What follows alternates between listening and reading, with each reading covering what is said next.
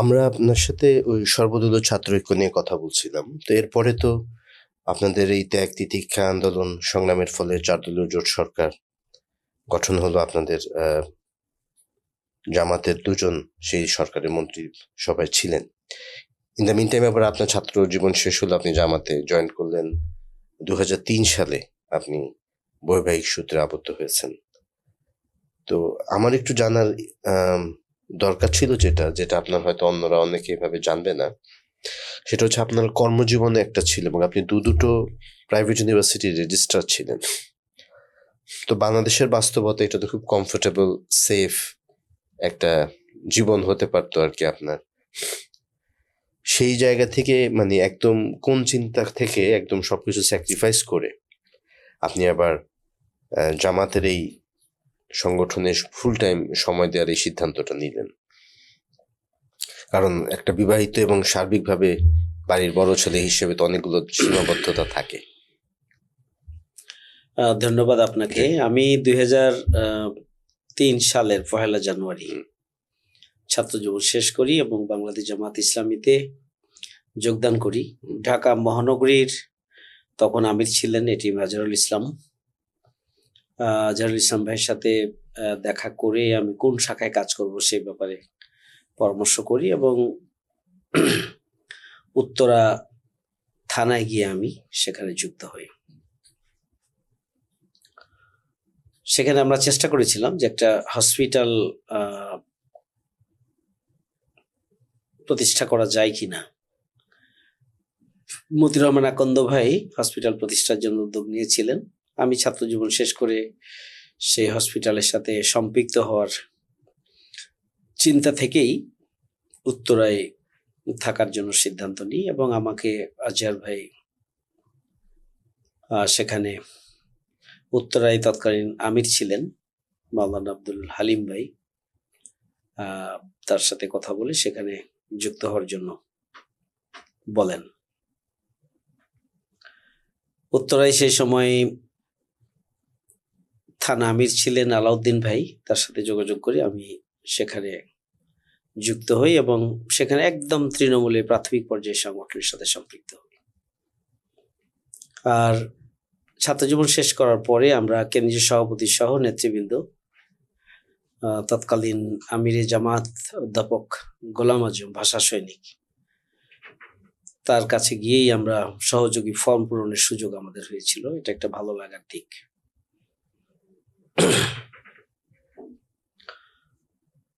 এরপরে হসপিটালের সাথে কিছুদিন সম্পৃক্ত ছিলাম। আমি সব সময় ফিল করতাম যে আমার কর্মজীবনে পাশাপাশি আন্দোলনের জীবনে আমার সময় দেওয়া উচিত, এটাকেই আমি সবসময় প্রেফার করতাম। যার কারণে হসপিটালের সাথে কিছুদিন থাকার পরে আমি পরবর্তীতে একটা university, private university, Victoria university of Bangladesh, সেখানে আমি ভারপ্রাপ্ত রেজিস্ট্রার হিসাবে জয়েন করি। প্রতিষ্ঠানের অর্থাৎ ইউনিভার্সিটির চেয়ারম্যান সাহেবের সাথে আলোচনা করেই আমি সেখানে ভারপ্রাপ্ত রেজিস্ট্রার হিসাবে জয়েন করেছিলাম।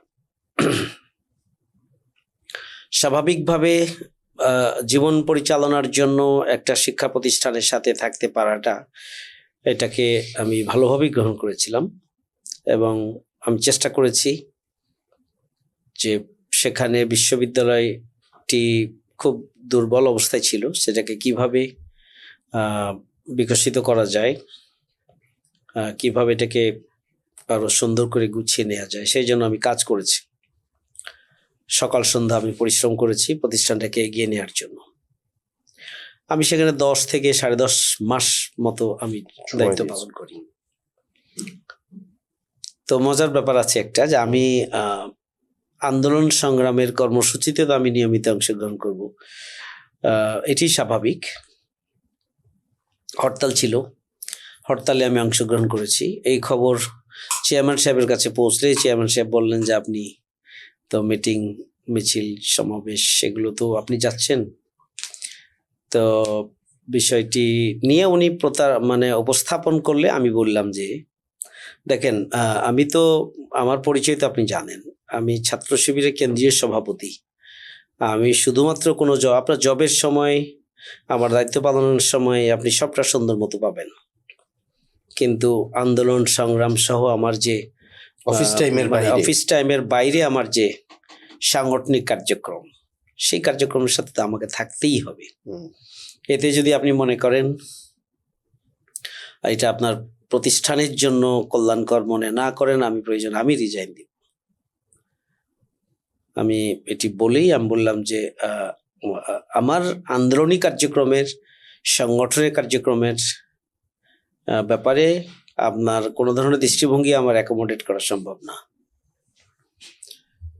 তো যাই হোক, আমি ওনাকে ওনার আমি শেষে আমি নিজেই চাকরি থেকে রিজাইন দিয়েছি। আচ্ছা, এবং সেখান থেকে কিছুদিনের মধ্যেই বাংলাদেশ ইসলামী বিশ্ববিদ্যালয়, BIU, যেটা ঢাকায়, যেটা ঢাকাস্থ মানিকনগরে, তখন তো কমলাপুরের সাইডে ছিল, সেটা ঢাকাস্থ মানিকনগরে ইউনিভার্সিটি বিল্ডিং, বিশাল বিল্ডিং ভাড়া নিয়ে সেখানে ইউনিভার্সিটি কার্যক্রম শুরু করেছিল। প্রফেসর কোরবান আলী স্যার ওখানকার ভিসি ছিলেন, ভিসি হিসাবে তিনি দায়িত্ব পালন করছিলেন। উনি আমাকে সেখানে রেজিস্ট্রার হিসাবে নেয়ার জন্য খুব পীড়াপিড়ি করেছেন। পরে তৎকালীন আমির রফিকুল ইসলাম খান ভাইয়ের সাথে উনি সাক্ষাৎ করেছেন এবং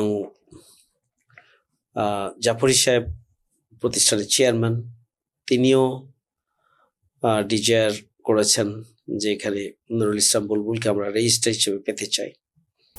রেজিস্ট্রার হিসাবে আমি সেখানে জয়েন করি। মমিনুল হক পাটোয়ারি ভাই সেই সময়ে ভারপ্রাপ্ত আমির হিসাবে দায়িত্ব পালন করছিলেন এবং রফিকুল ইসলাম খান ভাই সেক্রেটারি হিসেবে দায়িত্ব পালন করছিলেন। আমি ওনার সাথে পরামর্শ করি, শেষ পর্যন্ত কোরবান আলী স্যার এবং বিশ্ববিদ্যালয়ের ট্রাস্টি বোর্ডের চেয়ারম্যানের অনুরোধ ক্রমে আমি সেখানে জয়েন করার ব্যাপারে আমি সম্মতি দেই। তবে সেখানেই বলা হয়েছিল যে আন্দোলন এখন আপনাদের প্রতিষ্ঠানের জন্য রেজিস্ট্রার হিসাবে নুরুল ইসলাম বুলবুল কাজ করবে, বাট সংগঠনের প্রয়োজনে আবার যে কোনো সময় আমরা তাকে সেখান থেকে মুক্ত করে নিয়ে আসব, এই শর্তটি সেই সময় দায়িত্বশীলদের পক্ষ থেকে তাদেরকে দেওয়া হয়েছিল। আমি সেখানে প্রায় 3 বছর দায়িত্ব পালন করি এবং আন্দোলনের ব্যস্ততা, দেশের পরিস্থিতি বিবেচনা এবং আমার উপরে আরো সাংগঠনিক দায়িত্বের বোঝা চাপানো, সবকিছু মিলিয়ে সেখান থেকে 3 বছর দায়িত্ব পালন পরে সেখান থেকে অব্যাহতি নিয়ে আমি আবারও আন্দোলনের কার্যক্রমের সাথে সম্পৃক্ত হয়েছি।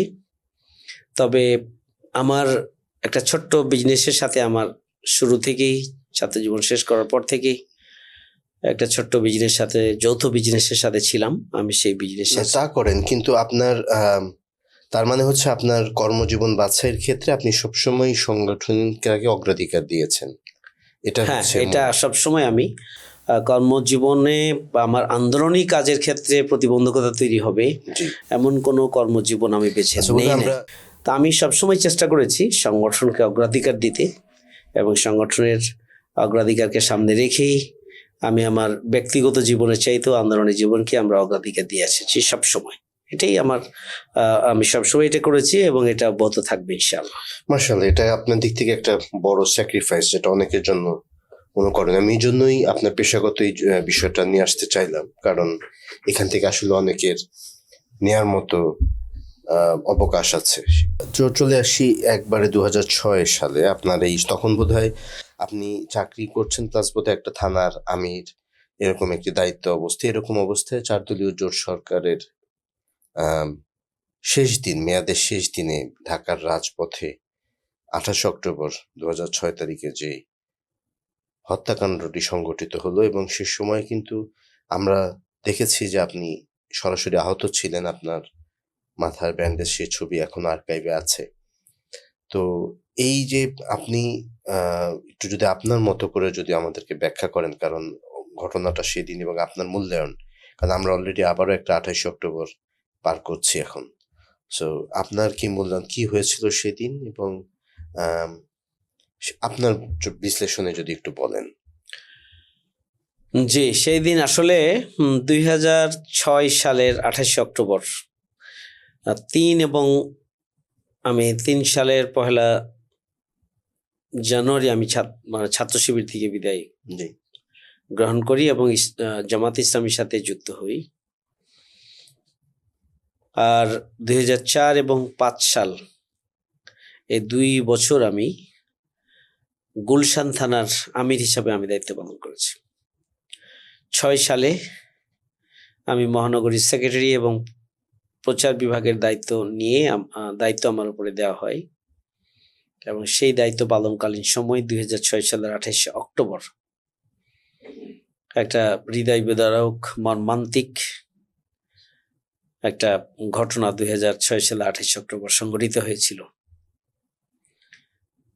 এই ঘটনাটা এতটাই মর্মান্তিক ছিল, এতটাই হৃদয় বিদারক ছিল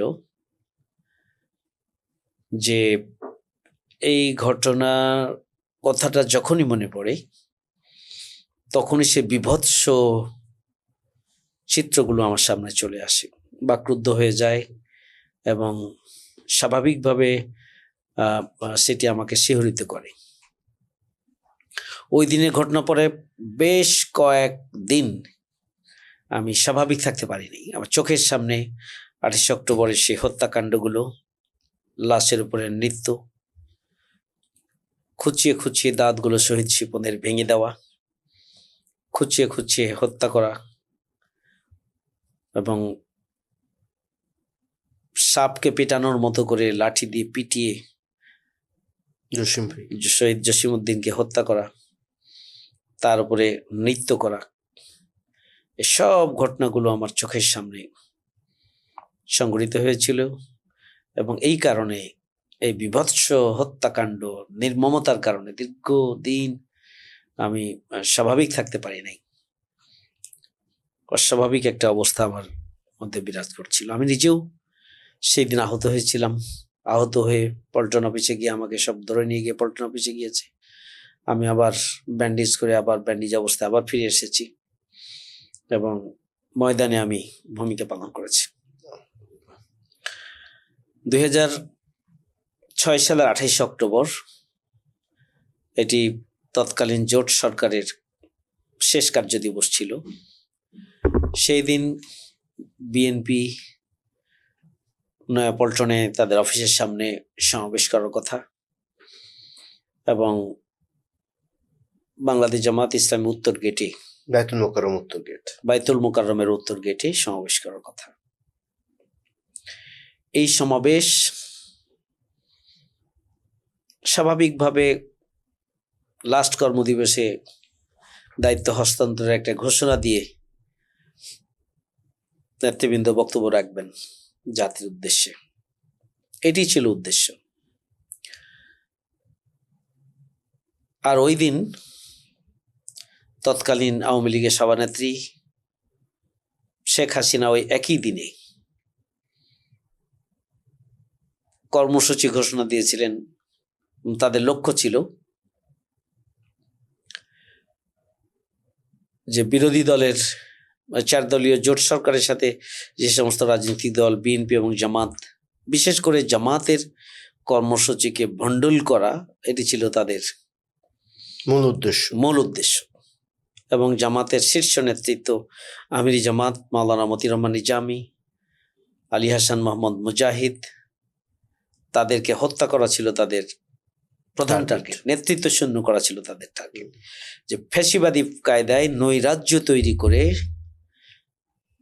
সন্ত্রাস সৃষ্টির মধ্য দিয়ে বাংলাদেশের দখলদারিত্ব নেওয়াটাই ছিল তাদের প্রধান কাজ, এই জন্য প্রধান লক্ষ্য। এই জন্য রাজধানীতে আগের দিন অর্থাৎ 27 অক্টোবর শেখ হাসিনা ঘোষণা দেন সারা দেশ থেকে লগি বৈঠা নিয়ে আওয়ামী লীগ, ছাত্রলীগ, যুবলীগকে ঢাকায় পল্টন ময়দানে জড়ো হওয়ার জন্য। এবং লগি বৈঠা নিয়ে আসতে বলাটা বাংলাদেশের ইতিহাসে আমার মনে হয় না যে পৃথিবীর কোনো ইতিহাসে কোনো দলের প্রধান ওপেন ঘোষণা দিয়ে দলের কর্মীদেরকে লগি বৈঠা লগি বৈঠা কি লগি বৈঠাতে অস্ত্র অস্ত্র তো সশস্ত্র অবস্থায় রাজধানীতে আসার জন্য মানে ওপেন ঘোষণা দিয়ে রাজধানীতে আসার জন্য এটা মূলত পরের দিন বিরোধী দলকে নিশ্চিহ্ন করা এবং শক্তি প্রয়োগ করে রাষ্ট্রের সরকারে যারা আছে বা যারা আসবে, অন্তর্বর্তীকালীন সরকার, তৎকালীন কেয়ারটেকার সরকারে যা আছেন, যারা আসবেন, এবং শেষ দিন পর্যন্ত তো 4 দলীয় জোট সরকার ছিল, সবার উপরে একটা শক্তি প্রয়োগ করে সাইকোলজিক্যালি তাদেরকে দুর্বল করে দেওয়ার ষড়যন্ত্রের অংশ হিসেবেই তারা সেই দিন এই আহ্বান জানিয়েছিল। এবং সারা বাংলাদেশ থেকে লগি বৈঠা আগ্নেয়াস্ত্র সহ লাঠি ছোটা রামদা দেশীয় এবং আগ্নেয়াস্ত্র নিয়ে তারা গুলি বোমা সহ রাজধানীতে এসেছিল একটা নৈরাজ্যকর পরিস্থিতি তারা তৈরি করার চক্রান্তের অংশ হিসেবে। তা আমি যে কথাটি বলছিলাম যে আমার মনে হয় যে পৃথিবীর ইতিহাসে এটি একটি কালো দিন, 27 অক্টোবর, যেদিন শেখ হাসিনা সারা বাংলাদেশের সন্ত্রাসীদেরকে সশস্ত্র অবস্থায় ঢাকায় আসার জন্য আহ্বান জানিয়েছিলেন, ওপেন আহ্বান। 2, তাদের লক্ষ্য ছিল নেতৃত্ব শূন্য আমাদের জামাত ইসলামীর আমিরে জামাত, সেক্রেটারি জেনারেল সহ জামাত ইসলামীর নেতৃত্বকে শূন্য করা তাদের টার্গেট ছিল, তাদেরকে হত্যা করা তাদের টার্গেট ছিল। 3, জামাত ইসলামীকে নিশ্চিহ্ন করা তাদের টার্গেট ছিল। 4, দেখেন এই ঘটনাটাকে যদি আমরা বিশ্লেষণ করি তাহলে 28 অক্টোবরের যে পৈশাচিকতা পৃথিবীর সভ্যতার ইতিহাসে এটা নজিরবিহীন। কিন্তু এই পৈশাচিকতার পরেও এক মুহূর্তের জন্য পল্টন মোড় ছেড়ে জামাত এবং ইসলামী ছাত্র শিবিরের জনশক্তি এলাকা ছেড়ে দেয়নি। তাদের সশস্ত্র অবস্থানের সশস্ত্র আক্রমণের পরেও সেখানে বাংলাদেশ জামাত ইসলামী এবং ইসলামী ছাত্র শিবিরের ছেলেরা জীবন দিয়েছেন, রক্ত দিয়েছেন, শহীদ হয়েছেন, আহত হয়েছেন। সেই সকাল থেকে সন্ধ্যা পর্যন্ত তাদের নির্মমতা চলেছে, কিন্তু রক্ত এবং জীবনের বিনিময় হলো মানব প্রাচীর গড়ে তোলার মধ্য দিয়ে সেখানে আমাদের ভাইরা পল্টন মোড়ে অবস্থান করেছিলেন। এটা একটা নজিরবিহীন ঘটনা। খালি হাতে হাজার হাজার সশস্ত্র সন্ত্রাসীদের বিরুদ্ধে দিনভর সেখানে টিকে থাকা, জি, এটি ছিল একটা কঠিন একটা পরিস্থিতির মধ্যে কোনো বিচার হলো না। এরপর আরেকটি বিষয় মানে আমাকে বলতে হবে, 28 অক্টোবর যদি আমরা বলি যে 28 অক্টোবরে আমরা সন্ধ্যা পর্যন্ত এখানে অবস্থান করলাম। সকালবেলা আমরা এসেছিলাম, আমাদের দুপুরের পরে প্রোগ্রাম ছিল, সেই সমাবেশ বাস্তবায়নের জন্য স্বেচ্ছাসেবক স্টেজ তৈরির জন্য আমরা সকাল থেকে সেখানে ছিলাম এবং আমার নেতৃত্বেই সকাল থেকে আমরা অবস্থান করছিলাম এবং গায়ে মানে পায়ে পাড়া দিয়ে তারা আমাদের স্টেজ ভাঙার জন্য সামনের দিকে অগ্রসর হচ্ছিল এবং আমাদের উপর হামলা করে তারা স্টেজের দিকে এগিয়ে আসতে চেয়েছিল এবং এভাবেই তারা আক্রমণের সূচনাটা করেছিল। আমি এখানে যে কথাটি বলতে চাইছিলাম যে এত কঠিন পরিস্থিতির মধ্যেও আমাদের সিনিয়র নেতৃবৃন্দ, আমিরি জামাত সহ সিনিয়র নেতৃবৃন্দ স্টেজে অবস্থান করেছিলেন। তাদেরকে বলা হয়েছিল যে আপনাদের স্টেজে আসার মতো কোনো পরিবেশ নেই, কিন্তু তারা এটা মেনে নেন নাই যে আমাদের জনশক্তি রাস্তায় লড়াই করছে, আমরা ঘরে বসে থাকবো, এটি হতে পারে না। তারা পল্টনের অফিসে ছিলেন, তারা নির্ধারিত সময়ের আগে অফিসে এসে সময় স্টেজে এসেছেন, সবাই বক্তব্য দিয়েছেন এবং শহীদ আমিরে জামাতের যে বক্তব্য, যে দৃঢ়তা, যে সাহসী উচ্চারণ, পরিস্থিতির প্রেক্ষিতে তার যে ধীর স্থির বক্তব্য, এটা টোটাল জনশক্তি এবং দেশবাসীকে আশ্বস্ত করেছিল সেই দিন। এটি আসলে বাংলাদেশ জামাত ইসলামের বিরুদ্ধে যে চক্রান্ত এবং ষড়যন্ত্র, সেই চক্রান্ত এবং ষড়যন্ত্রের তাৎক্ষণিক যে জবাব এবং বক্তব্য আমিরি জামাত দিয়েছিলেন, এটা ইতিহাসে ভাস্বর হয়ে থাকবে ইনশাআল্লাহ। ইনশাআল্লাহ। এই সালের 28 অক্টোবর, সেই দিনও তো সরকার ছিল 4 দলীয় জোট সরকার। পুলিশ প্রশাসন কমপ্লিটলি নীরব দর্শকের ভূমিকা পালন করেছে। সন্ত্রাসীদেরকে প্রতিহত করার জন্য স্বরাষ্ট্র মন্ত্রণালয়ের পক্ষ থেকে, আইন শৃঙ্খলা বাহিনীর পক্ষ থেকে যে পদক্ষেপ গ্রহণ করা উচিত ছিল সেটি তারা করে নাই। রাইট। খুবই দুর্ভাগ্যজনক এটি। তার চেয়েতেও বড় দুর্ভাগ্যজনক হলো যে বিএনপি অফিসের সামনে 4 দলীয় জোট সরকারের শেষ দিন বিএনপি অফিসের সামনে বিএনপি সমাবেশ করছে, আমরা বায়তুল মোকাররমের উত্তর গেটে আমরা সমাবেশ করছি। সকাল থেকেই আমাদের সমাবেশের উপরে হামলা শুরু হলো, সারা দিন ব্যাপী আমাদের উপরে নির্মমভাবে হত্যাকাণ্ড পরিচালনা করা হলো। কিন্তু বিএনপির অফিসের সামনে থাকা, বিএনপির সমাবেশ থেকে এগিয়ে এসে পাশাপাশি থেকে আওয়ামী লীগকে মোকাবেলা করার জন্য তাদের যে এগিয়ে আসার দায়িত্বটা ছিল, কর্তব্যটা ছিল, কারণ একসাথেই তো আমরা সরকার গঠন করি। রাইট। জোটের সঙ্গী সরকার, আমরা জোটের সঙ্গী সরকার, সেই দিনও আমরা সরকারই আছি। তাহলে সেই দিন তো আসলে বিএনপির উচিত ছিল যে সকালবেলা আমাদের উপর হামলা হওয়ার সাথে সাথে তারাও সেখান থেকে এগিয়ে আসা এবং সবাই মিলেই জোটবদ্ধভাবে এই অপশক্তিকে মোকাবেলা করা। যদি সেদিন আমরা এটি করতে পারতাম, তাহলে বাংলাদেশের ইতিহাস ভিন্নভাবে রচিত হওয়ার সুযোগ ছিল। এটা আমাদের জন্য খুবই দুর্ভাগ্যজনক। আমরা সেই ধরনের কোনো সহযোগিতা আমরা তখন পাইনি। আমাদের 8 জন ভাই সেদিন শহীদ হয়েছেন, হাজার হাজার শত শত আহত হয়েছেন, পঙ্গুত্ব বরণ করেছেন। এবং শুধু 28 অক্টোবর 2006 পল্টনে ঘটনা সংঘটিত হয়েছে তাই নয়, 28 অক্টোবর দেশের বিভিন্ন জায়গায় হামলা হয়েছে এবং সকল জায়গায় ভাঙচুর হয়েছে, অগ্নিসংযোগ হয়েছে এবং সব জায়গায় জামাত ইসলামী নেতাকর্মীদের ওপরই আওয়ামী লীগ হামলা করেছে। এটা পরিষ্কার যে আসলে এটা আওয়ামী লীগের পক্ষ থেকে জামাতকেই নিশ্চিহ্ন করে দিতে পারলেই আগামী দিনের বাংলাদেশের নিয়ন্ত্রণ নেওয়া যাবে, এই ধরনের একটা পরিকল্পনার অংশ হিসেবে এই ঘটনাটি সংগঠিত করা হয়েছিল। দেখুন, এটা 28 অক্টোবর মামলাটা ছিল, জি, এটা তো আওয়ামী লীগ ক্ষমতায় আসার পরে মামলাটা, হত্যা মামলাটা তারাও তুলে নিল। এরপরে তো বিগত প্রায় 15.5 বছর আওয়ামী লীগ ক্ষমতায়, এটা নেওয়ার কথা বললাম না। কিন্তু এখন 2024 সালের এই পট পরিবর্তনের পরে শেখ হাসিনাকে হুকুমের আসামি করে, যেহেতু 19 লোকই বৈঠা নিয়ে, আপনি যেমনটা বললেন, সরাসরি ওনার দলের নেতাকর্মীকে ঢাকার রাজপথে নেমে আসতে বলেছেন, ওনাকে হুকুমের আসামি করে কোনো বিচারিক প্রক্রিয়া শুরুর কোনো পদক্ষেপ আপনারা নেবেন কিনা? সেই সময়ই আমাদের পক্ষ থেকে মামলা করা হয়েছিল। সেই মামলাটি পরবর্তীতে চার্জশিটও দেওয়া হয়েছে, চার্জশিটও রেডি হয়েছিল, কিন্তু একটা অদৃশ্য ইশারায় সেই চার্জশিটটাকে কার্যকর হয়নি এবং পুনঃ তদন্তের নামে ডিলে করা হয়েছে এবং পরবর্তীতে এটার নথিপত্র সব কিছুকে গায়েব করে দেওয়া হয়েছে, সরিয়ে ফেলা হয়েছে। এবং এখন পর্যন্ত 28 অক্টোবরের খুনিদের বিচার হয়নি এবং তাদের বিচারিক প্রক্রিয়াটা এখন থেমে আছে।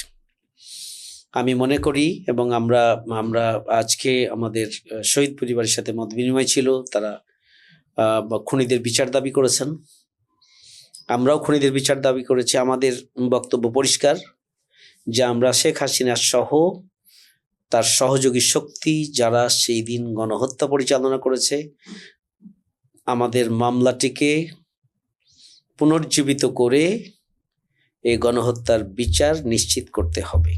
2 নম্বর হচ্ছে, প্রয়োজন হলে আন্তর্জাতিক যে অপরাধ ট্রাইব্যুনাল, এই ট্রাইব্যুনালে এই মামলাটি বিচারের আওতায় আনতে হবে, কারণ এটি একটি গণহত্যা, পরিষ্কার। 3, আমরা বলেছি যে শহীদদের উপযুক্ত ক্ষতিপূরণ দিতে হবে। 2009 সালের 25 এবং 26-এর যে ঘটনা সংঘটিত হয়েছিল ফেব্রুয়ারিতে, পিলখানা হত্যাকাণ্ড, পিলখানা হত্যাকাণ্ডের সেনা অফিসারদের পরিবারকে পরবর্তীতে, আমি যতটুকু জানি, পরবর্তীতে তাদেরকে ফ্ল্যাট দেওয়া হয়েছে।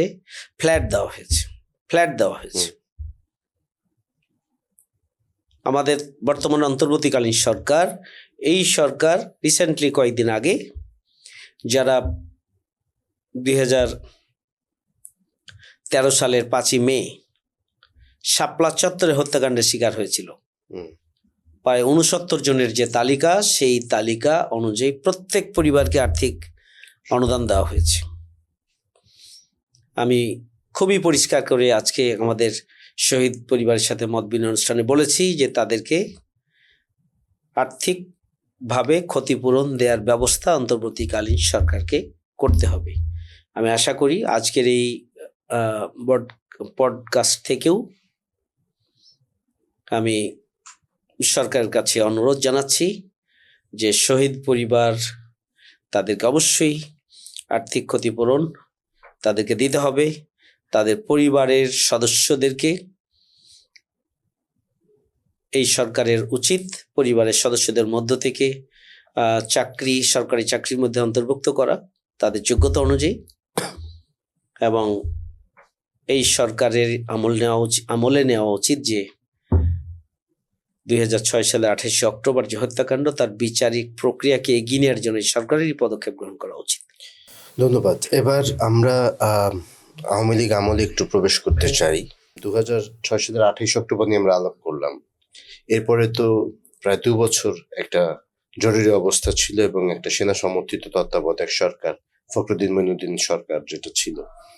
এরপরে আওয়ামী লীগ ক্ষমতায় আসলো, অনেকটা প্রি-সেট একটা নির্বাচন, এবং তারপর আপনি একটা প্রসঙ্গ এনেছেন বিডিআর মিউটিনি সহ আরো কিছু। এগুলোতে আলাদা করে আর যাচ্ছি না, আমি সরাসরি চলে যাচ্ছি আমাদের আলোচনা দর্শকদের সুবিধার্থে। আমরা চলে যাচ্ছি 2010-এর ঘটনাবলিতে।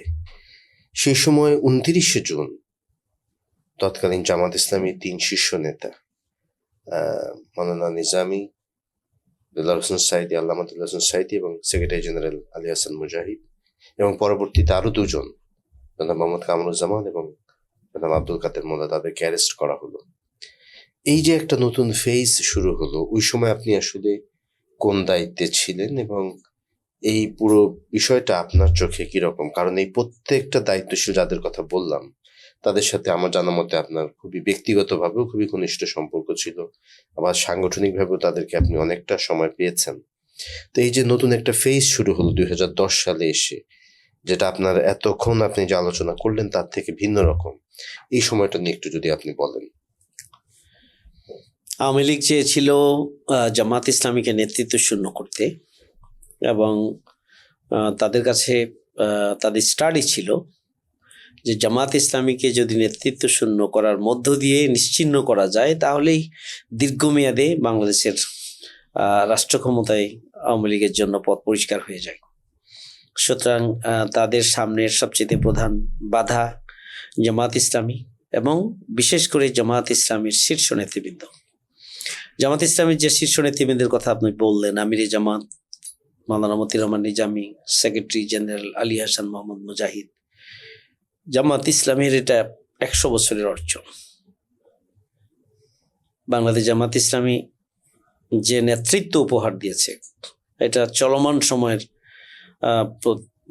চলমান সময়ের কোনো রাজনৈতিক নেতৃত্বই এভাবে বিকশিত করতে পারেনি নিজেদেরকে।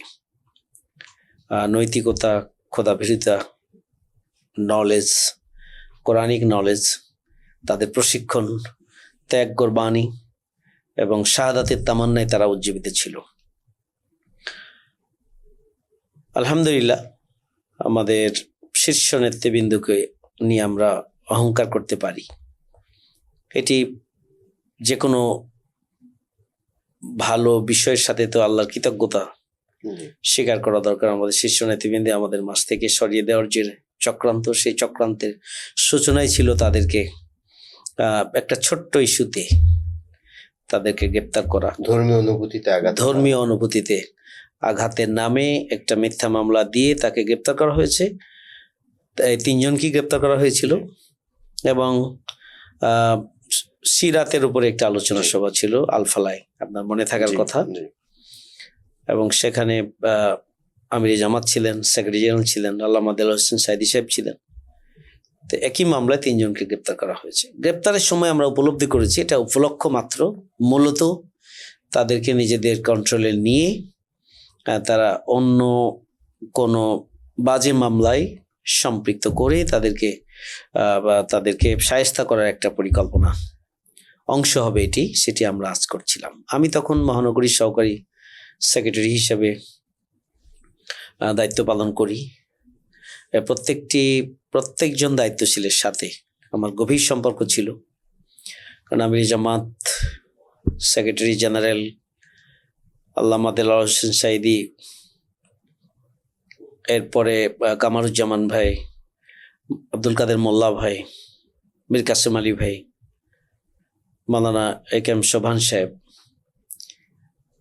এরকম সব নেতৃবৃন্দের সাথে আমার ভালো সম্পর্ক ছিল। আলহামদুলিল্লাহ, জামাতের পক্ষ থেকে আওয়ামী লীগের চক্রান্ত উপলব্ধি করতে পেরেই আমরা বাংলাদেশ জামাত ইসলামীর পক্ষ থেকে কেন্দ্রীয় সংগঠন এবং মহানগরী সংগঠনের সমন্বয়ে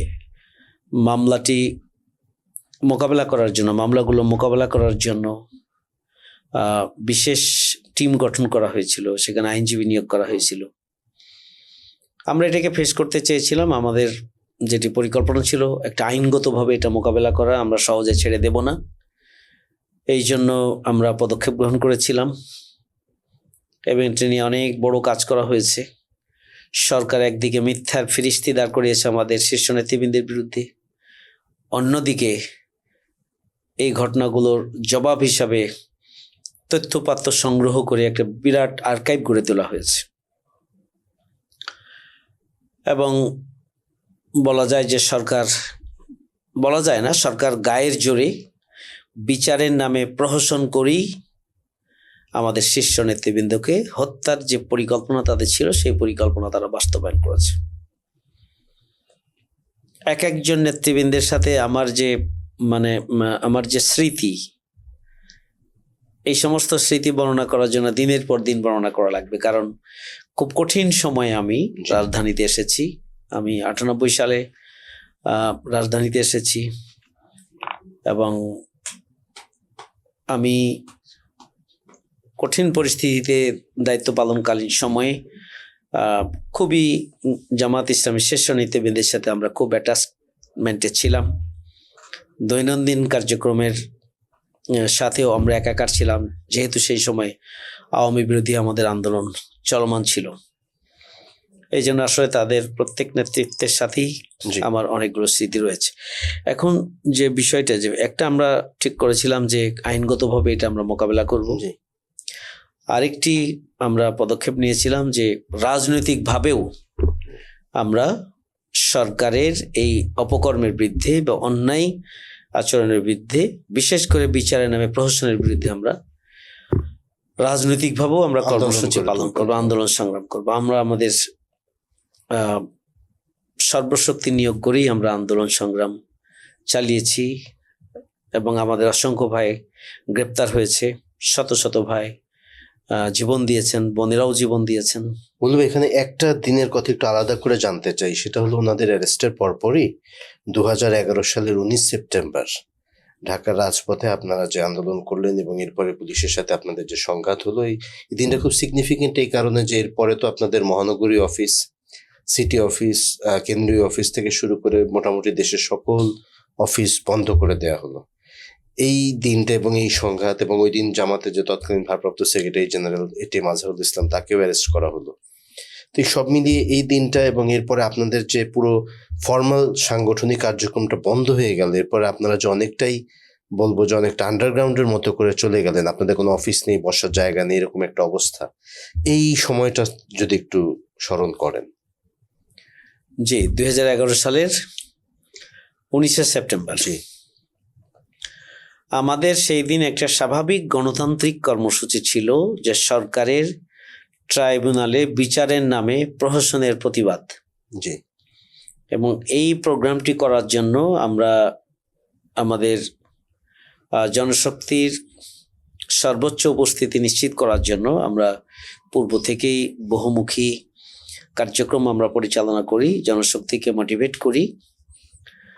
যেখানে পুলিশ প্রশাসন 10 জন আমাদেরকে দাঁড়াতে দেয় না, সেখানে আমাদের সিদ্ধান্ত ছিল যে আমরা দাঁড়িয়ে থাকবো ময়দানে এবং আমরা আমাদের কর্মসূচি, আমাদের জীবনের বিনিময় হলেও আমরা আমাদের কর্মসূচি আমরা পালন করব। সেই দিন এটি ছিল আমাদের অধিকার, কারণ মিথ্যা মামলায় আমাদের শীর্ষ নীতিবিদকে গ্রেপ্তার করে রাখা হয়েছে। এটার প্রতিবাদ করার গণতান্ত্রিক এখতিয়ার আমাদের আছে, নাগরিক অধিকার আমাদের আছে। সেই অধিকার থেকে আমাদেরকে বঞ্চিত করার কোনো এখতিয়ার সরকারের ছিল না, কিন্তু তারা করেছে। অন্যদিকে এই বিক্ষোভ মিছিল শুরু হওয়ার আগেই ব্যাপক পরিমাণ জনশক্তি আসছেন, পাশাপাশি পুলিশের সব যতগুলো ফোর্স আছে সব ফোর্স পুরো এলাকাকে ঘিরে রাখে এবং মিছিল শুরু হওয়ার সাথে সাথে তারা হামলা শুরু করে এবং হামলা গুলি, বোমা, টিয়ার সেল, সাউন্ড গ্রেনেড থেকে শুরু করে হেন কোনো অস্ত্র নেই যা সেদিন তারা প্রয়োগ করেনি। তো এটি আমার কথা হচ্ছে যে এটি তো একটা গণতান্ত্রিক কর্মসূচি, এটি আমাদের অধিকার। এই অধিকারে বাধা দেওয়ার এখতিয়ার তো কারণে, কিন্তু ফ্যাসিস্ট অপশক্তি আমাদেরকে রাজপথে নামতে দেবে না, এটি ছিল তাদের লক্ষ্য। কিন্তু আমাদের উপস্থিতি এমন পরিমাণ ছিল এবং সেখানে কাকরাইল মোড়, এদিকে পল্টন মোড়, এদিকে থেকে বিজয়নগর থেকে শুরু করে এদিকে বিএনপির অফিস, পুরো এরিয়া জুড়ে, অর্থাৎ নতুন নয়া পল্টন থেকে শুরু করে পুরো এরিয়া জুড়ে আমাদের হাজার হাজার ম্যানপাওয়ার ছিল। সবাই সাহসী চেতনায় উজ্জীবিত ছিল এবং আমরা সেই দিন আমরা নিরীহ জনগণ সেখানে উপস্থিত ছিল। এখানে তো কারো হাতেই কোনো লাঠি সোটা কোনো কিছুই ছিল না, কিন্তু আমাদের এই পিসফুল মিছিল আমাদেরকে করতে দেওয়া হবে না মর্মে আমাদের উপর হামলা করা হয় এবং সেখানে একটা বড় ধরনের সংঘাতের সূচনা হয়। এই সূচনা পুলিশের পক্ষ থেকে করা হয়েছে।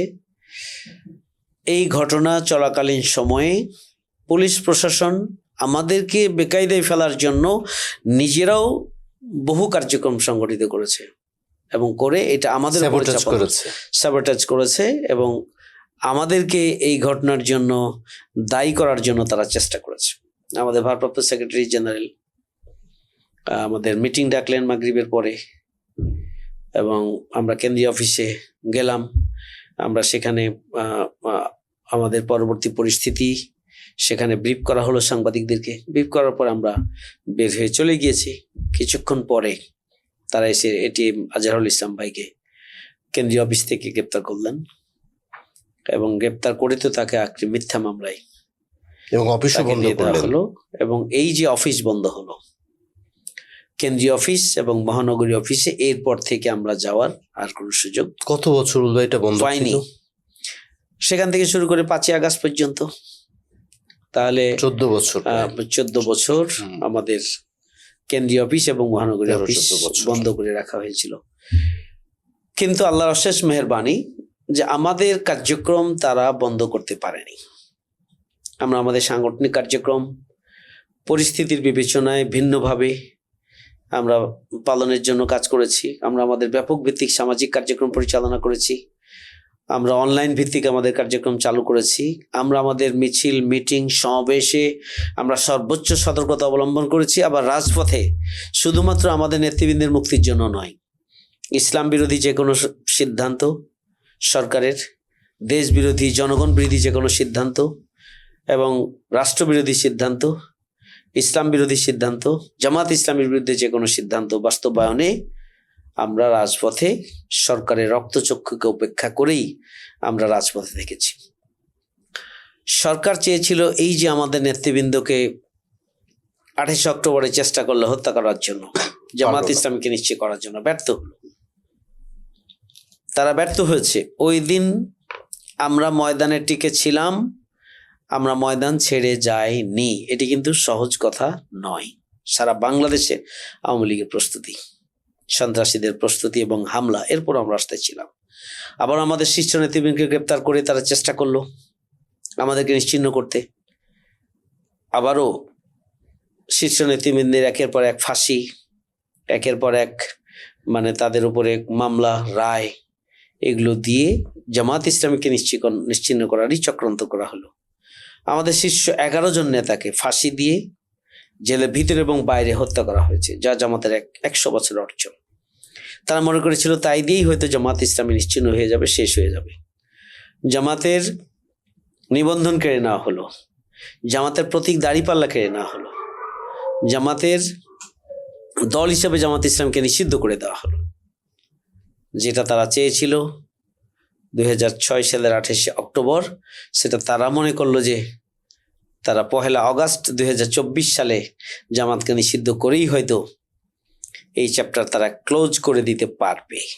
কিন্তু আল্লাহর মেহেরবানি, অমাকারু অমাকার আল্লাহ আল্লাহ খায়রুল মাকিরিন। ওরা চক্রান্ত করে, ষড়যন্ত্র করে, আল্লাহ পরিকল্পনা করেন এবং আল্লাহর পরিকল্পনায় উত্তম। সুতরাং মাত্র 4 দিনের আল্লাহর মাথায় পরিকল্পনায় বাস্তবায়িত হয়েছে। মাত্র 4 দিনের মাথায় জামাত ইসলামী কে নিষিদ্ধ করা হলো, অথচ জামাত ইসলামীর নিষিদ্ধ নিয়ে আমরা আলাদা কোনো কর্মসূচি দেই নাই। আমরা দেশের স্বার্থ, জনগণের স্বার্থ, চলমান আন্দোলনের স্বার্থকে অগ্রাধিকার দিয়েছি। আমরা আমাদের সর্বশক্তি নিয়োগ করেছি, সংযম দেখিয়েছেন আসলে। আমরা সর্বশক্তি নিয়োগ করেছি চলমান আন্দোলন, ইসলামী ছাত্র শিবির এবং বাংলাদেশ জামাত ইসলামী। আমরা সরকারের যে চক্রান্ত ছিল যে জামাত ইসলামী কে নিষিদ্ধ করলে তারা নিজেদের কর্মসূচি দিবে আর আমাদেরকে ক্র্যাশ করে দেওয়া সরকারের পক্ষে সম্ভব হবে, এবং সেই মানে খেলাটি আওয়ামী লীগ খেলতে চেয়েছিল। কিন্তু আল্লাহর একান্ত মেহেরবানি যে আওয়ামী লীগের এই খেলায় আসলে তারা কোনো গেইন করতে পারে নাই, অর্জন করতে পারে নাই, তাদের চক্রান্ত সফল হয় নাই।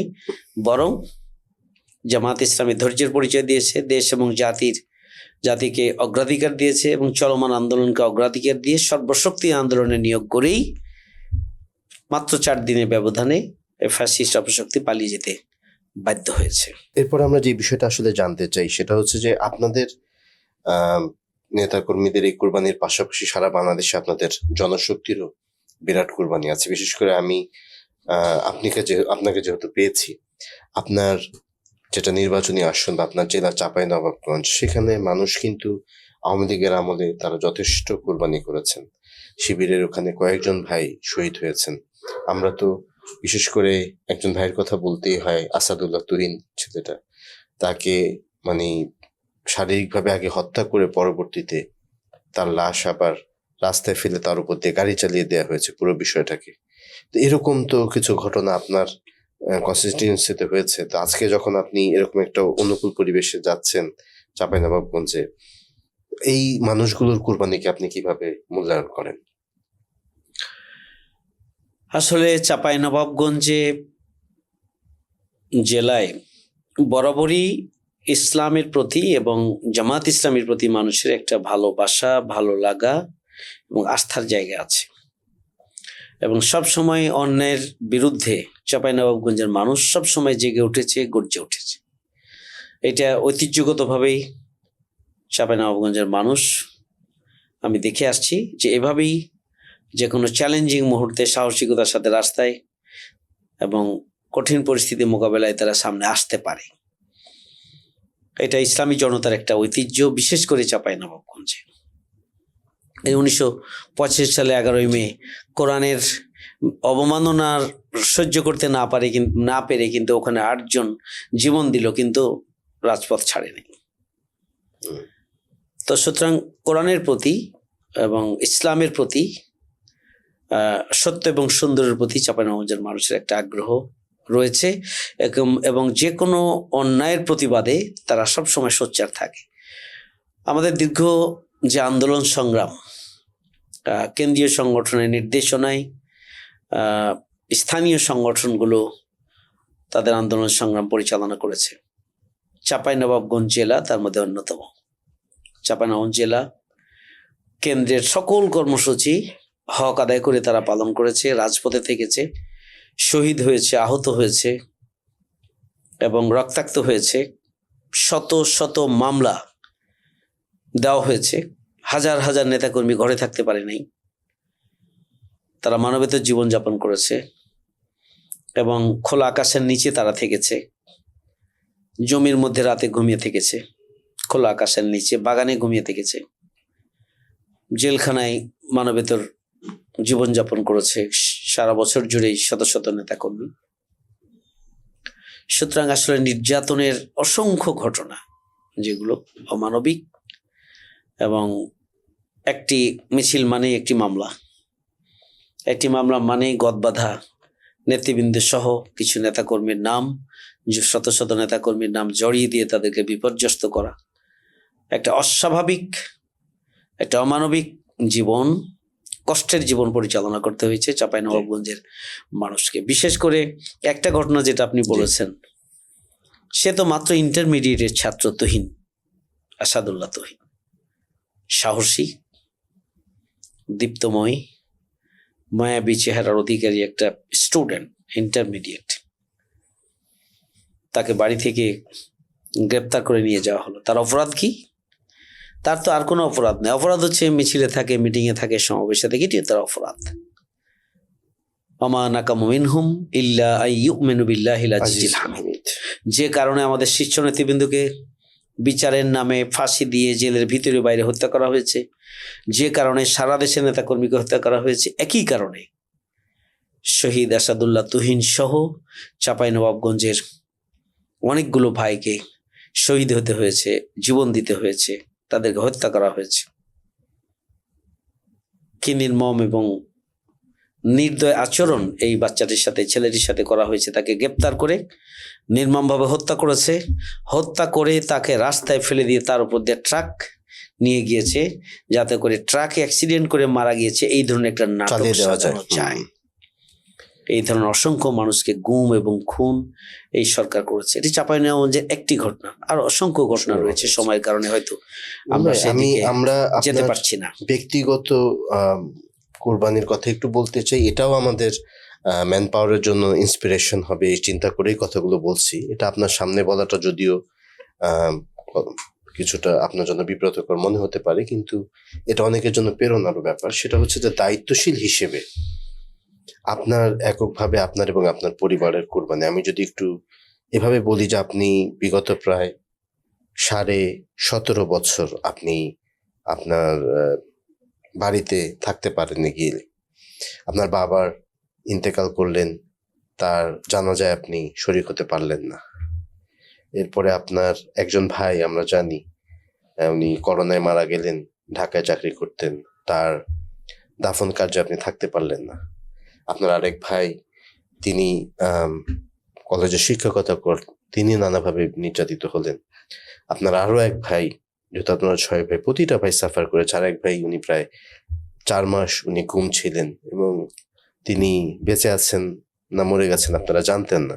এবং আপনাদের সবচেয়ে কনিষ্ঠ ভাই, যিনি আপনার পরে শিবিরের কেন্দ্রীয় কার্যকরী পরিষদের কেন্দ্রীয় দায়িত্বশীল হয়েছিল, তাকে অনেকবার জেলে যেতে হয়েছে। এই যে আপনার যে একটা পরিবার, আপনার প্রত্যেকটা ভাই এবং আপনার বাবা বৃদ্ধ বয়স পর্যন্ত যে সাফার করলেন, এই বিষয়টা আপনি যখন চিন্তা করেন এখন আসলে কিরকম অনুভূতি হয়, এটা যদি আমাদের সাথে একটু শেয়ার করেন। কারণ আমরা দায়িত্বশীলদের ব্যক্তিগত জীবনের এই স্যাক্রিফাইসের ঘটনাগুলো তো সবাই আসলে ভাবে জানেন, আপনারা সেভাবে বলেনও না, নানাভাবে চিন্তা করে একটু যদি বলেন জিনিসটা।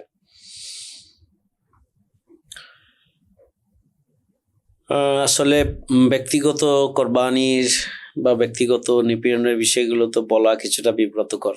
জি, আপনি প্রশ্ন করেছেন। আমরা 10 ভাই বোন, আল্লাহর মেহেরবানি, সবাই ইসলামী আন্দোলনের সাথে সম্পৃক্ত।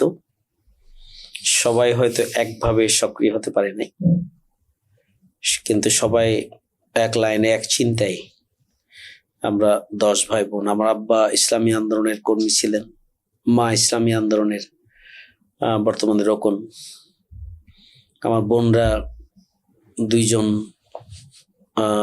জামাত ইসলামীর রোকন। তো আমাদের ছোট ভাইয়েরা, তাদের কথা আপনি বলেছেন। আসলে আমি বিগত 17.5 বছর বাড়িতে ঘুমাতে পারি নাই, ঠিক তেমনি ভাবে ঢাকায়ও আমি পরিবারের সাথে থাকার সুযোগ পাইনি। জি, আমাকে আমার ছোট ছোট বাচ্চাগুলো, ওদের প্রসঙ্গে আসবো, কারণ তাদের একটা আলাদা স্ট্রাগল আছে, ওটা নিয়ে আমি ইনশাআল্লাহ বলবো। আগে ভাইদেরটা শুনেন। তো আমি আমার 17.5 বছরে আমি বাড়িতে ঘুমাতে পারি নাই। আমি খুব সতর্কতার সাথে চারিদিকে পাহারা রেখে খুব ফজরে অথবা কোনো এক ফাঁকে আমি বাড়িতে গিয়ে হয়তো মার সাথে দেখা করেছি। এমন সময় হয়েছে যে বাইরে এসে মা আমার সাথে দেখা করেছেন। আমি বাড়িতে ঘুমাতে পারি নাই। অধিকাংশ রাতই বাড়িতে গিয়ে পুলিশ হানা দিয়েছে, গ্রেপ্তার করার জন্য চেষ্টা করেছে। আমার আব্বা খুব সাহসী ছিলেন, মা কিছুটা বিচলিত ছিলেন, কিন্তু আব্বা সাহসী ছিলেন। আব্বা এগুলো ফেস করেছেন যতদিন তিনি জীবিত ছিলেন। তাদের মাত্রাটা এমন ছিল যে 2017 সালে আব্বা ইন্তেকাল করলেন। তো সেই ইন্তেকালের সময় আমি জানাজায় পড়ার সুযোগ পেলাম না, কারণ সেই পরিস্থিতিটা এমন ছিল যে জানাজায় অংশগ্রহণ করলে গ্রেপ্তার হওয়াটা হচ্ছে নিশ্চিত। এবং গ্রেপ্তার হলে ওই সময় আসলে ভিন্ন ধরনের পরিস্থিতি তৈরি হতো। এই জন্য আমাকে আমিরি জামাতের পক্ষ থেকে সেই সময় সেক্রেটারি জেনারেল পক্ষ থেকে বলা হয়েছিল যে গ্রেপ্তার হওয়া যাবে না, ধৈর্য ধরতে হবে এবং জানাজায় যাওয়া যাবে না। আমি জানাজায় যেতে পারি নাই। আমি আব্বার লাশের সামনে দোয়া করতে পারেননি, জানাজায় অংশগ্রহণ করতে, দাফন কাফনে অংশগ্রহণ করতে আমি পারিনি। এর চাইতে তো বড় দুঃখজনক আর কিছু হতে পারে না। আমার ছোট ভাই মাসুম, আনোয়ারুল ইসলাম মাসুম, সে রাজশাহী মহানগরীর ইসলামী ছাত্র শিবিরের দপ্তর সম্পাদক ছিল। তাকে পুলিশ রাজশাহী থেকে গ্রেপ্তার করেছে এবং গ্রেপ্তার করে গুম করে রাখা হয়েছে 4 মাস। আমরা জানি, আমরা তাকে ফিরিয়ে পাওয়ার আশা কিছুটা হলেও ছেড়ে দিয়েছিলাম, আল্লাহর হাতেই ছেড়ে দিয়েছিলাম। 4 মাস গুম থাকার পরে সে ফিরে এসেছে। গুম রাখা অবস্থায় তাদের সাথে এমন আচরণ করা হয়, ট্রমার মতো থেকে যায়, একটা ট্রমা থেকে যায়, এখনো সেটা থেকে গিয়েছে। কারণ সেখানে তাদের সাথে কি আচরণ করেছে সেগুলো কিন্তু এখন পর্যন্ত সে মুখ খুলে নেই। আমার মনে হয় যে সবগুলো মানে যারা গুম ভিকটিম যারা, তারা সবারই মনে হয় একই কন্ডিশন। শেষ পর্যন্ত আল্লাহর শেষ মেহেরবানি আমরা ফিরিয়ে পেয়েছি। আমার আরেক ছোট ভাই ইসলামী ছাত্র শিবিরের কার্যকরী পরিষদের সদস্য ছিলেন। তো রাজশাহী বিশ্ববিদ্যালয়ে পড়াশোনাকালীন সময়ে বারবার তাকে গ্রেপ্তার করেছে। কেন্দ্রীয় দায়িত্ব পালনকালীন সময় গ্রেপ্তার হয়েছে, মিথ্যা মামলা দিয়েছে, মিথ্যা মামলা দিয়েছে, রিমান্ডে নিয়েছে, জুলুম করেছে। তো সেও বাড়িতে গিয়ে বাড়িতে থাকার তারও কোনো সুযোগ ছিল না।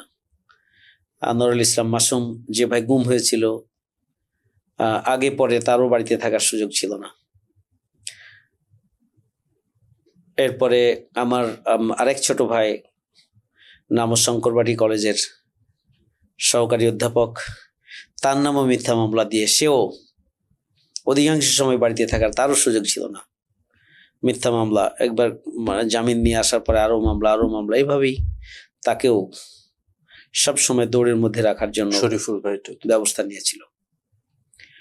আমার ছোট ভাই ইমিডিয়েট আমার পরে বোনের পরে হচ্ছে ছোট ভাই শরীফুল ইসলাম, সেখানে লুবানা জেনারেল হসপিটালে চাকরি করতেন। করোনাকালীন সময়ে 2020 সালে ইন্তেকাল করলেন। আমরা অনেক কষ্টের মধ্যে শোকাহত অবস্থায় আমরা রয়েছি। তাকে সাথে নিয়ে আমি গেলাম খুব সতর্কতার সাথে, চারিদিকে পাহারা রেখে আমি চেষ্টা করলাম যে জানাজাটায় কোনোভাবে অংশগ্রহণ করা যায় কিনা। আমি কোনোভাবে ছোট ভাই জানাজায় শুধু জাস্ট টাইম উপস্থিত হয়ে জানাজায় অংশগ্রহণ করে দাফনের জন্য কবরের পাশে গিয়েও সেখানেই খবর আসলো যে এখনই পুলিশ আসছে, আপনার এখান থেকে সরে যেতে হবে। আমি তো খুব অ্যাস্ট্রোনাইজড হলাম যে পুলিশও তো মানুষ। আজকে করোনায় আমার ভাই মারা গিয়েছে, আমি জানাজায় এসেছি, আমি দাফন কাফন সম্পন্ন করার আগেই পুলিশ আসবে, এটি হতে পারে না, এটা আসার কথা নয়। আর বিশ্বাসই হচ্ছিল না। দেখেন কি দুঃখজনক ঘটনা যে করোনা ইন্তেকালের পরে স্বাভাবিকভাবে মানুষের মানে পুরো আমার আত্মীয় স্বজন, বন্ধু বান্ধব, এলাকা প্রতিবেশী, জেলার বিভিন্ন প্রান্ত থেকে মানুষ আসবে, আমার ছোট ভাই ইন্তেকাল করেছেন, কিন্তু পুলিশ সেটাকে কমপ্লিটলি নিয়ন্ত্রণ করে বারবার এমন পরিস্থিতি তৈরি করেছে যেখানে কেউ থাকতে না পারে, কোনোভাবেই জানাজা যেন বড় না হয়, সেই জন্য তারা পদক্ষেপ নিয়েছে। লোকেরা তো আতঙ্কগ্রস্ত যে পুলিশ গ্রেপ্তার করে নেবে। যাই হোক, আমি এই পরিস্থিতিতেও আমি দাফনের কার্যক্রম সম্পন্ন পুরোটা না করেই আমি বাসায় আসলাম। বাড়িতে আসার পরে আবার চারিদিক থেকে খবর যে আপনাকে এখনই বের হয়ে যেতে হবে, কারণ এখনই পুলিশ মানে অনেক দূর চলে এসেছে।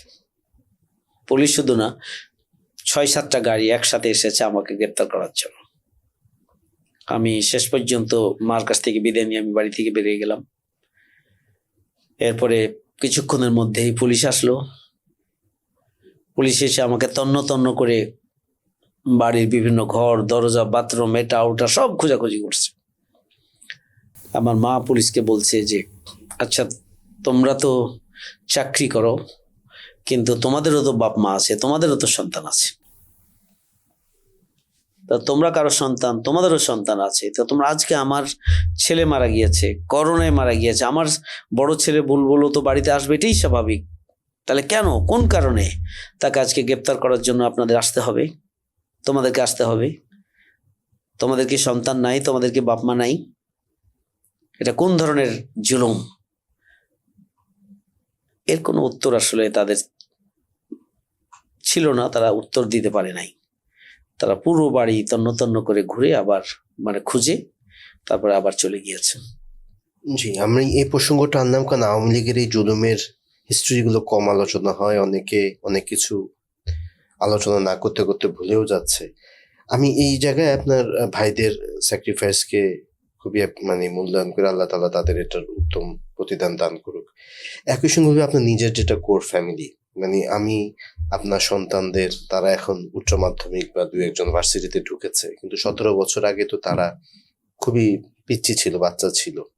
তো এই 17 বছরে তারা যে শৈশব থেকে কৈশোরের দিকে তাদের যে যাত্রা, এই যাত্রা অনেক সময় তারা আপনাকে পায়নি। আপনি কয়েকবার আপনি অ্যারেস্ট হয়েছেন, আপনি বাসায় থাকতে পারেন না যেমন বললেন। তারপরে হচ্ছে তাদের বাসা পাল্টাতে হয়েছে।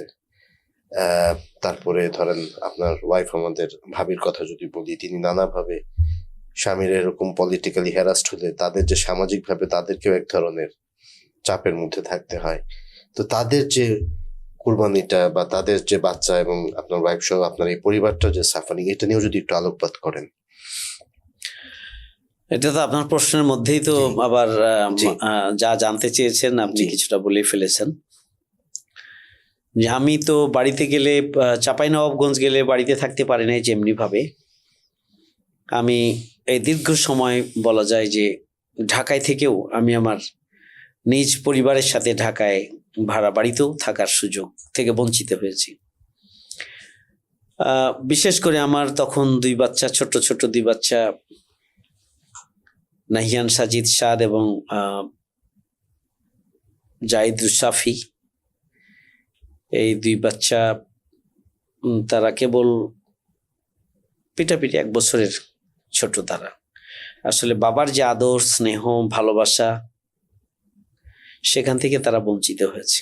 তাদেরকে সাথে নিয়ে মসজিদে যাওয়া, তাদেরকে সাথে নিয়ে কোনো একটা অনুষ্ঠানে যাওয়া, কোনো একটা পারিবারিক একটা অনুষ্ঠানে যাওয়া, এগুলোর সুযোগ বলা যায় যে হয় নাই বললেই চলে।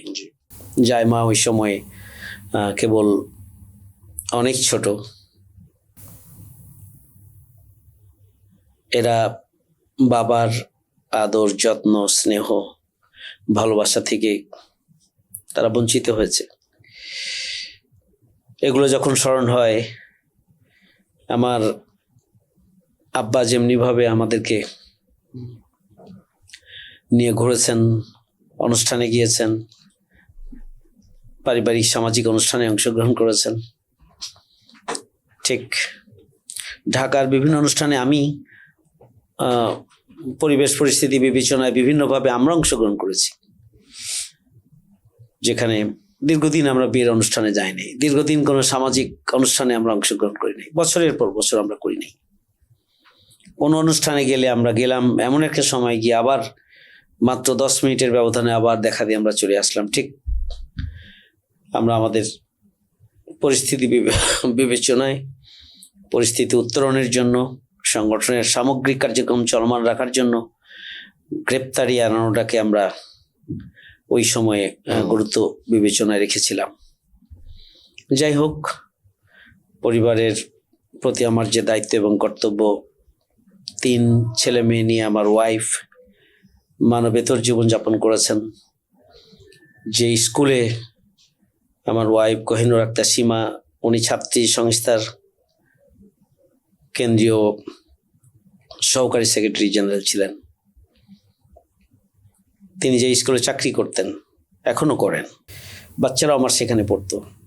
কিন্তু আমার বাচ্চারা স্কুলে বাবার পরিচয়, পুরো নাম ধরে বলতে পারত না। এর চাইতে বড় দুঃখ, ট্র্যাজেডি আর কিছু হতে পারে না।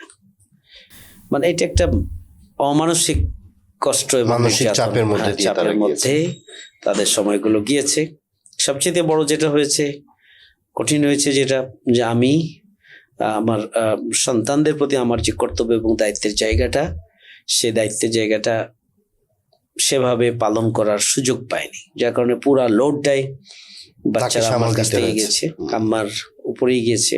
পুরো সংসার পরিচালনা, পরিস্থিতি উত্তরণ, আবার আমি যেখানেই থাকি না কেন আমার সাথে যোগাযোগ, ফলো আপ, এবং এই পরিস্থিতির পুলিশ কখন আসে, বাড়িতে এসে খুঁজে যায়, আসে, এবং সেই সকল পরিস্থিতি আবার ফেস করা, গ্রেপ্তার হোক, মানে সেটা একটা মানে রেগুলার ডিউটি ছিল। আবার আমি যখন গ্রেপ্তার হইলাম, বলা যায় যে আমাদের পরিবারের সদস্য সপ্তাহে 2-3 দিন করে জেলখানায় বা জেলখানায় এবং কোর্টে প্রতিদিন, যতদিন আমি কোর্টে উপস্থিত হয়েছি প্রতিদিনই তারা উপস্থিত হয়েছে। এরপরে হচ্ছে আমাকে চাঁপাইনবাবগঞ্জে মামলা ছিল, এখান থেকে চাঁপাইনবাবগঞ্জ নিয়ে যাওয়া আসার সময়ও তারা কষ্ট করেছে। আবার নবাবগঞ্জে আমাকে নিয়ে গেছে, তখন আবার চাঁপাইনবাবগঞ্জে তারা গিয়েছে আমাকে দেখার জন্য। সব মিলিয়ে পারিবারিক পুরো পরিবার, আমার আব্বা আম্মার পরিবার, ভাই বোন সহ একদিকে এক ধরনের জুলুম নির্যাতনের শিকার হয়েছেন। আমার কারণে আমার পরিবারের বাকি সদস্যদের উপরে জুলুম গিয়েছে, তারাও বাড়িতে ঠিক মতো থাকতে পারে নাই। অন্যদিকে ঢাকায় আন্দোলন সংগ্রামে স্বাভাবিকভাবে ভূমিকা পালন করতে হয়েছে, এবং তারই ধারাবাহিকতায় মানে ঢাকায় আমার ছেলে মেয়ে ওয়াইফ নিয়ে যে স্বাভাবিকভাবে তাদের সাথে যে বসবাস বা তাদের স্বাভাবিক পরিচালনার জন্য যে ভূমিকা পালন, সেটিও আমার করার সুযোগ হয়নি। তো আমি আল্লাহর সাহায্য চেয়েছি যে আল্লাহ রাব্বুল আলামিন এগুলোর বিনিময়ে যেন আমার পরিবার, আমার আব্বা আম্মা সহ আমার ছেলে মেয়ে ওয়াইফ, আল্লাহ রাব্বুল আলামিন যেন দুনিয়া এবং আখিরাতে কল্যাণ দান করে। যে ঘাটতি এবং গ্যাপ হয়েছে সেটি যেন আল্লাহ কাভার করে দেন। আর আল্লাহর সন্তুষ্টির জন্যই আমাদের সকল কার্যক্রম। সবচেয়ে বড় কথা হচ্ছে এটি, আমরা আল্লাহর সন্তুষ্টি চাই, আমরা দুনিয়া এবং আখিরাত দুটিই চাই। তবে আখিরাত পাওয়ার জন্য যদি দুনিয়া কোরবানি করতে হয়, সেই জন্য আমরা প্রস্তুত। আমরা এটাকে এভাবেই নিয়েছি যে দুনিয়ায় আমাদের আখিরাতকে সমৃদ্ধ করার জন্য, দুনিয়ার মানুষের মুক্তির এই আন্দোলনে কাউকে না কাউকে ত্যাগ এবং কোরবানি করতে হবে। বাংলাদেশের অসংখ্য মানুষ জীবন দিয়েছে, আহত হয়েছে, শহীদ হয়েছে, রিমান্ডে গিয়েছে, নির্যাতিত হয়েছেন, মজলুম হয়েছেন। তার মধ্যে ক্ষুদ্র কিছু জুলুম নির্যাতন আমাদের উপরে হয়েছে। এটি মনে করি যে এটি আমাদের জন্য পরকালীন সফলতার জন্য একটা ওসিলা যদি হয়, তাহলেই আমাদের সবচেয়ে বড় সফলতা। আমিন। আল্লাহ আপনার এই চিন্তাগুলো, দোয়াগুলো কবুল করুন। বলবো, আমরা তো 24-এর 5ই আগস্ট জুলাই বিপ্লবের পরে আল্লাহর রহমতে একটু অনুকূল সময় পেলাম, এবং আপনি যদিও এর আগেও শত প্রতিকূলতার মধ্যেও আপনি চাপাইতে গিয়েছেন। 2018 সালে ওখানে আপনি নির্বাচনও করেছেন। তো এবার আপনি আবার জামাত ইসলামীর সংসদ সদস্য হিসেবে আপনি এবার মনোনয়ন পেয়েছেন এবং কাজ করছেন। তো আপনি নিয়মিতভাবে যাচ্ছেন, অনেকটা সময় দিচ্ছেন, বড় বড় বেশ কিছু মিটিংয়ে করেছেন। মানুষের সাড়া কেমন পাচ্ছেন এই পরিবর্তিত পরিস্থিতিতে? কেমন কি মনে হচ্ছে এবার?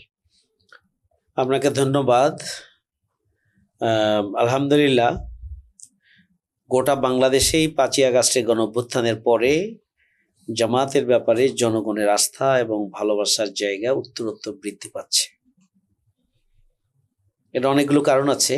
হুম। জামাত ইসলামী বাংলাদেশ হাজারো প্রতিকূলতার মাঝেও সাংগঠনিক কার্যক্রম অব্যাহত রেখেছিল বিকল্প পন্থায়, এবং আগামী দিনে তাদের আস্থা এবং ভালোবাসার জায়গা হচ্ছে দাঁড়িপাল্লায় জামাত ইসলামীতে। এই জন্যই যে দুর্নীতি, সন্ত্রাস, চাঁদাবাজ মুক্ত বৈষম্যহীন বাংলাদেশ প্রতিষ্ঠাই ছিল জুলাই আগস্ট গণঅভ্যুত্থানের চেতনা। জুলাই আগস্ট গণঅভ্যুত্থানের চেতনা ছিল উই ওয়ান্ট জাস্টিস, আমরা ন্যায় বিচার চাই। ন্যায় বিচার এবং ইনসাফের বাংলাদেশ, মানবিক বাংলাদেশ, বসবাসযোগ্য বাংলাদেশ এবং বৈষম্যহীন বাংলাদেশ ছিল জুলাই আগস্ট গণ অভ্যুত্থানের চেতনা, এবং সেই চেতনার ধারক এবং বাহক হচ্ছে বাংলাদেশ জামাত ইসলামী। এইটা আজকে দিবালোকের মতো পরিষ্কার। এই জন্য চাঁপাইনবাবগঞ্জের মানুষ আগামী দিনে পরিবর্তন চাই, গোটা দেশের মানুষ যেভাবে পরিবর্তন চায়। দুই হচ্ছে যে আমি সেখানে চাঁপাইনবাবগঞ্জে আমি বড় হয়েছি। হরিমোহন সরকারি উচ্চ বিদ্যালয়ে আমি পড়েছি, নওগাঁ সরকারি কলেজে পড়েছি, ছাত্র সমাজ আমাকে ভোট দিয়ে নির্বাচিত করেছে, রাজশাহী বিশ্ববিদ্যালয়ে পড়েছি, যেখানে চাঁপাইনবাবগঞ্জের উল্লেখযোগ্য সংখ্যক ছাত্র সবসময় থাকে। আমি ইসলামী ছাত্র শিবিরের কেন্দ্রীয় সভাপতি ছিলাম, জামাত ইসলামীর দায়িত্ব পালন করেছি এবং করছি। এই সব কিছু মিলিয়ে আসলে ছাত্র জীবনের সূচনা থেকেই চাঁপাইনবাবগঞ্জের মানুষের কাছে আমার সম্পর্কে একটা ইতিবাচক ধারণা, ভাবমূর্তি আছে এবং ইতিবাচক ভাবমূর্তি চাঁপাইনবাবগঞ্জের মানুষের কাছে রয়েছে। আমার ব্যাপারে কোনো নেগেটিভ বক্তব্য দেওয়ার সুযোগ কারোরই নেই। আমি ব্যাপক ভিত্তিক সামাজিক কার্যক্রম করেছি।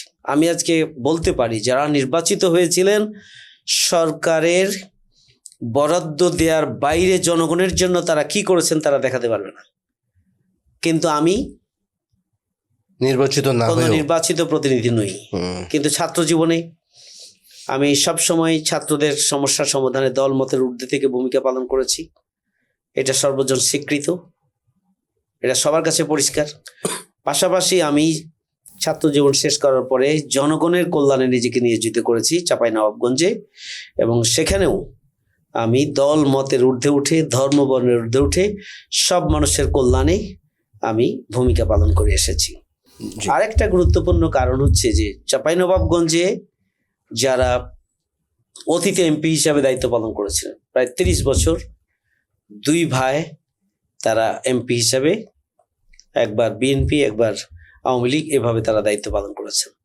মানে এই তারা দায়িত্ব একই পরিবারের একই পরিবারের ও তারা। আচ্ছা। দুই ভাই একই পরিবারের দায়িত্ব পালন করেছেন, এবং তাই তাদের কার্যক্রম, তাদের তৎপরতা এবং তাদের দায়িত্বের ব্যাপারেও চাঁপাইনবাবগঞ্জের মানুষ সজাগ এবং সচেতন, তারা জানেন। বিধায় এখন তারা একটা পরিবর্তন চায়। আলহামদুলিল্লাহ, ব্যাপক সাড়া সর্বস্তরের গণমানুষের মধ্যে ব্যাপক সাড়া জামাত ইসলামীর ব্যাপারে, দাঁড়িপাল্লার ব্যাপারে। আমি মনে করি যে ব্যাপারে, এবং আমি কাজ করছি, উত্তরোত্তর জনগণের সমর্থন এবং ভালোবাসা বৃদ্ধি পাচ্ছে। আমি আশা করি যে বিপুল ভোটের ব্যবধানে আল্লাহ রাব্বুল আলামিন আগামী জাতীয় সংসদ নির্বাচনে দাঁড়িপাল্লার প্রার্থী হিসাবে জনগণ আমাকে বিজয় করবেন ইনশাল্লাহ। আমি আলোচনার একদম শেষ দিকে আমি জাস্ট সংক্ষেপে আপনার কাছে জানতে চাই যে যদি আপনি যেমন আশা করছেন মানুষ আপনাকে ভোট দেবে বা বিজয় করবে, যদি বিজয়ী হন, তাহলে আসলে চাঁপাইনবাবগঞ্জ নিয়ে আপনার মোটা দাগে আপনার কিছু বেসিক পরিকল্পনা বা আপনি কেমন দেখতে চান? একটা মডেল চাঁপাইনবাবগঞ্জ গড়ে তুলতে চাই গোটা দেশের জন্য, যেটা আদর্শ হবে, প্রথম কথা। জি। 2 নম্বর কথা হচ্ছে চাঁপাইনবাবগঞ্জে এই মুহূর্তে সবচেয়ে বড় প্রবলেম হচ্ছে এখানে বিশুদ্ধ খাবার পানির অভাব। আচ্ছা। এটা মেগা প্রজেক্ট নিতে হবে এবং সেটা দূরীকরণের পদক্ষেপ নিতে হবে। 3 নম্বর হচ্ছে চাঁপাইনবাবগঞ্জে নদী ভাঙ্গন একটা বড় ধরনের সমস্যা। আমরা মহানন্দা নদী এবং পদ্মা নদীর ভাঙ্গনে 2 তীরে শত শত মানুষ প্রত্যেক বছর সর্বশান্ত হচ্ছে, নদীর অতলে তলিয়ে যাচ্ছে, ঘর বাড়ি সর্বনাশা হচ্ছে তারা। সর্বনাশ হয়ে যাচ্ছে জনগণের, এবং বিশেষ করে হেক্টরের পর হেক্টর জমি নদীগর্ভে বিলীন হয়ে যাচ্ছে। শস্য ফল ফলাদি যেখানে উৎপাদিত হতো সেগুলো ধ্বংস হয়ে যাচ্ছে প্রত্যেক বছর। তো এই জন্য নদী ভাঙ্গন কবলিত এলাকার সুরক্ষাটা সবচেয়ে গুরুত্বপূর্ণ। সেক্ষেত্রে স্থায়ী বাঁধ, শক্তিশালী স্থায়ী বাঁধ নির্মাণের বিষয়টিকে অগ্রাধিকারের ভিত্তিতে আমরা মানে কর্মসূচি হিসেবে নিয়ে এটা বাস্তবায়নের জন্য চেষ্টা করব। একটা কৃষি প্রধান মানে জেলা হচ্ছে চাঁপাইনবাবগঞ্জ, যেখানে কৃষি ভিত্তিক ইপিজেড নাই। আচ্ছা, আমি যদি আল্লাহ তৌফিক দেন, যদি জনগণ ভোট দেয়, তাহলে আল্লাহ রহমত করেন, তাহলে আগামী দিনে কৃষিভিত্তিক ইপিজেড চাঁপাইনবাবগঞ্জে মানে প্রতিষ্ঠা করা হবে ইনশাল্লাহ। এখানে কর্মসংস্থান হবে এবং এখানে আমদানি রপ্তানির একটা সুযোগ তৈরি হবে এবং চাঁপাইনবাবগঞ্জের অর্থনৈতিক উন্নয়নে একটা অবদান রাখা সম্ভব হবে। বাণিজ্যিকভাবে আমরা বহুমুখী কার্যক্রম হাতে নিব ইনশাল্লাহ। বিশেষ করে চাঁপাইনবাবগঞ্জের আম, এটা বিশ্বখ্যাত। চাঁপাইনবাবগঞ্জের আম নিয়ে এখন পর্যন্ত কোনো নির্বাচিত প্রতিনিধি তারা কোনো পদক্ষেপ গ্রহণ করেনি। আল্লাহ যদি তৌফিক দান করেন, চাঁপাইনবাবগঞ্জের আমকে এটা শিল্পে পরিণত করা, ম্যাঙ্গো ইন্ডাস্ট্রি গড়ে তোলা, আমের বহুজাতিক ব্যবহার, বহুমাত্রিক ব্যবহার নিশ্চিত করা, বিদেশে আম রপ্তানি করা, সারা বছর আমের যাত্রাটা শুরু হয়েছে সেটাকে আরও স্থায়ী রূপ দেওয়া এবং আমকে শিল্পে পরিণত করার মধ্য দিয়ে আম ভিত্তিক ব্যাপক কার্যক্রম আমরা সেখানে করার জন্য চিন্তা করছি। দুর্ভাগ্যজনক, চাঁপাইনবাবগঞ্জে এখন 250 বেডের যে হসপিটাল, এখানে 600 থেকে 700 রোগী সবসময় ভর্তি থাকে, মানবেতর জীবনযাপন করে। এখানে 250 বেডের হসপিটালে 100 জনের খাবার দেয়, অমানবিক ব্যাপার। আসলে রাষ্ট্র এমন একটা বিপর্যস্ত দেখার কেউ নেই। সেখানে 500 শয্যা বিশিষ্ট হসপিটাল ছাড়া আসলে মানুষের দুরবস্থা, মানে স্বাস্থ্য সুরক্ষার জন্য যে প্রাথমিক প্রয়োজন সেটি পূরণ হবে না। সেই জন্য আমাদের এটি একটা দাবি থাকবে, অগ্রাধিকার থাকবে। চাঁপাইনবাবগঞ্জ একটা পুরাতন জেলা, ঐতিহ্যবাহী জেলা, অথচ চাঁপাইনবাবগঞ্জে এখন পর্যন্ত কোনো মেডিকেল কলেজ হসপিটাল গড়ে উঠে নাই।